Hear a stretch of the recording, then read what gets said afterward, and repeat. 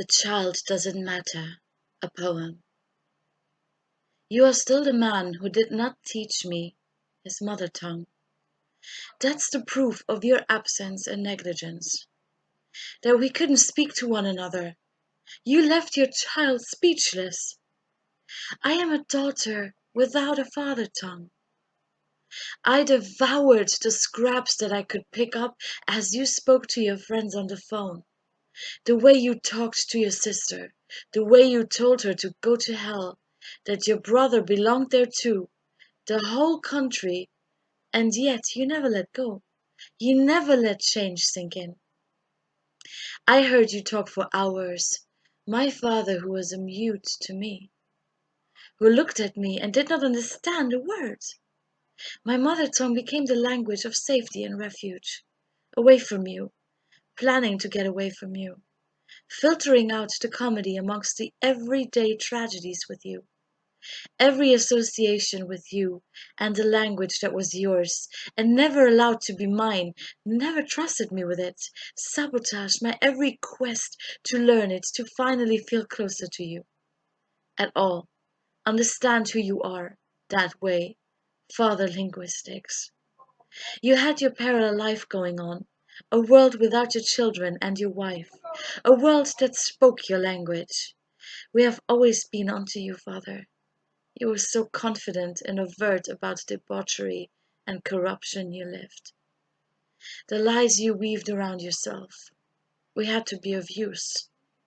Otherwise we weren't any good. Not worthy enough of your time. Your head in the television. Same language. You were engulfed. You would never look at me that way. Interested. In the very least. You kept me on the edge of the sea. Between two worlds that would simply not come together.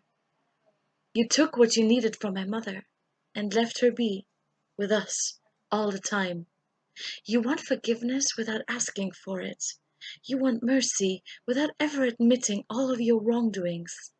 There was a time when your language came into my world directly from you. When you taught me about your southern ways, letting me experience them firsthand, old school as a girl, what my father thought about women who would swarm around him without knowing how he really categorized them and talked about them in sheer depreciation. Before anything else came in your language into my brain and body, I became a whore. A father's first words to his daughter. Look at you. Eat, eat, eat, eat. Look at you. You hammered your words into me when I was at my worst, most vulnerable. You never picked me up. You pushed me back down to stay there at your feet, my father, the man from the south of Italy, who suddenly learned how to speak to me in his words, in his language. There you were, and I absorbed you. I took what I could from you. Was that your way of communicating love? Did I become like the women you chased in darkness behind our backs, yet in public? Did I represent them to you? The women you felt attracted to until you were finished with them? Injured them and dropped them back into the marshlands to drown amongst the many names on your list. Your language, one of the most melodious ones on earth, is also the one that broke my heart in dialect. That I associate with violence, with physical and mental abuse against the female body, stained by hypocrisy and feigning the art of life and love, of detonating narcissism, of a religion that reeks, of power dynamics that kill, voices that strain themselves, and a temper that could make an entire house tremble, insatiable to the core, the sound of unbuckled belts and faces deformed and unfolded by incomparable rage. A world erupted out of silence.